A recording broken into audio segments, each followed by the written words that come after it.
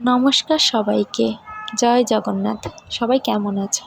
আশা করি ভালোই আছো। আমিও ভালো আছি। তো আমরা কালকে চলে গিয়েছিলাম ঢাকেশ্বরী মন্দিরে রথ দেখতে। আমি এর আগে আমাদের বাবার বাসায় কুষ্টিয়াতে আমি রথ দেখেছি, কারণ ওইভাবে দেখি নাই, মানে রথে গিয়েছিলাম কিন্তু পুরোপুরিটা দেখতে পারিনি। আর এই তারপর এটাই প্রথম রথ দেখা। আর তোমার দাদা ভাইয়ের অফ ডে ছিল কালকে, যার কারণে একটু সুযোগও পেয়েছিলাম যে ওর সাথে রথ দেখতে যাব। তো চলে গিয়েছিলাম ঢাকেশ্বরী মন্দিরে। যেহেতু রথটা স্বামীবাগ ইস্কন মন্দির থেকে আসে, তো যেহেতু এসে পৌঁছাই জগন্নাথ দেবের রথ তার মাসির বাড়িতে ঢাকেশ্বরী মন্দিরে, এজন্য আমরা ঢাকেশ্বরী মন্দিরেই গিয়েছিলাম। কারণ ওখান থেকে আসতে অনেকটা হেঁটে আসতে হয়, আর বাচ্চা কাচ্চা নিয়ে আসাটাও একটু কষ্টকর। এই জন্য সরাসরি চলে গিয়েছিলাম ঢাকেশ্বরীতে। আমরা প্রায় 5টার দিকে গিয়েছিলাম, কিন্তু তখনও রথ এসে পৌঁছায়নি।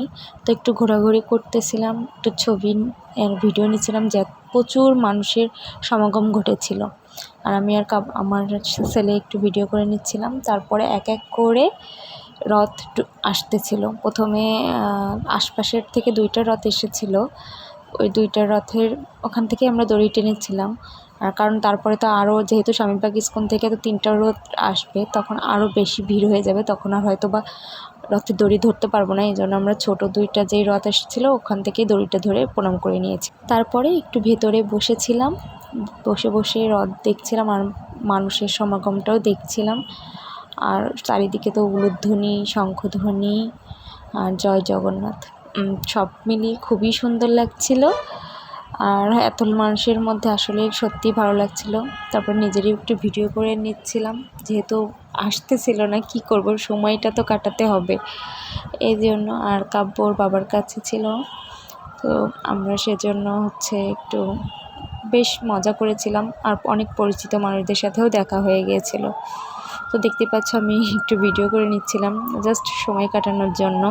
তারপরে প্রায় 7টার আগে, মানে 6:30 নাগাদ ইস্কন মন্দিরের থেকে রথ আসা শুরু করছিল। রথ আসার প্রস্তুতি সবই নেওয়া হয়ে গিয়েছিল।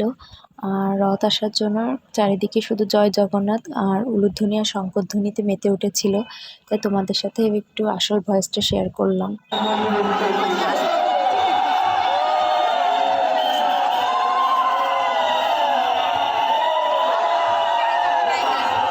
উলুধ্বনি আর শঙ্খধ্বনিতে সত্যিই মনটা ভরে ওঠে। কি সুন্দর না বলো?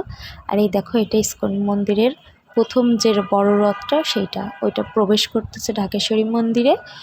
আর কত যে মানে লোকের ভিড় হয়েছে, মানে প্রচুর ভিড়, খুবই ভালো লাগতেছিল। অনেক অনেক লোকজন সত্যিই দেখতে পেলাম, কারণ এর আগে আমার ওইভাবে রথ দেখা হয়নি, এতটা মজাও আমি করি নাই।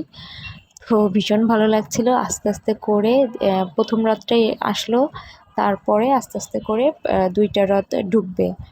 তো সবাই, চারিদিকে সব মানুষজন ওখানে চলে যাচ্ছিল রথের কাছে প্রসাদ নেওয়ার জন্য।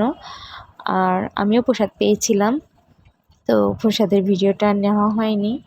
এশিয়া মহাদেশের সবথেকে দ্বিতীয় বৃহত্তম রথ হচ্ছে ধামরাই। আর আমার মনে হয় তারপরেই ইস্কনের এই রথটা, যেহেতু অনেক জনপ্রিয়, তো এখানে লোকেরও যেমন সমাগম ঘটেছিল অনেক। তারপর এখানে অনেক নিউজ প্রেজেন্টাররাও ছিল, নিউজ রিপোর্টাররা, তো তারা দেখলাম যে অনেকগুলো আছে। তো সব মিলিয়ে সত্যিই খুব সুন্দর লাগতেছিল। আর অনেক মজা করেছি আমরা সবাই মিলে। আমার ছেলে তো ভীষণ মজা করেছে, আর ও তো মানে হওয়ার পর থেকে তো কখনো দেখেনি, যার কারণে ও খুবই মজা করেছে। মানে সবাই নাচ গানে মেতে উঠেছিল ঢাকের তালে তালে। তো এটা দেখতে এত ভালো লাগছিল, তাই ভাবলাম একটু ভিডিও করে রেখে দিই। আর এই দেখো, দ্বিতীয় রথটা প্রবেশ করতেছে। তো পরপর 3টা রথই প্রবেশ করেছে, তো সবগুলোর ভিডিও করা হয়নি। আর তারপর যেই একটু ফাঁকা হলো, ভিড় কমলো, আমরা বাসায় চলে এসেছিলাম সন্ধ্যা 7-8টা নাগাদ। তো একটু বাইরে একটু রেস্টুরেন্টে খাওয়া দাওয়া করে আমরা বাসায় চলে গিয়েছিলাম।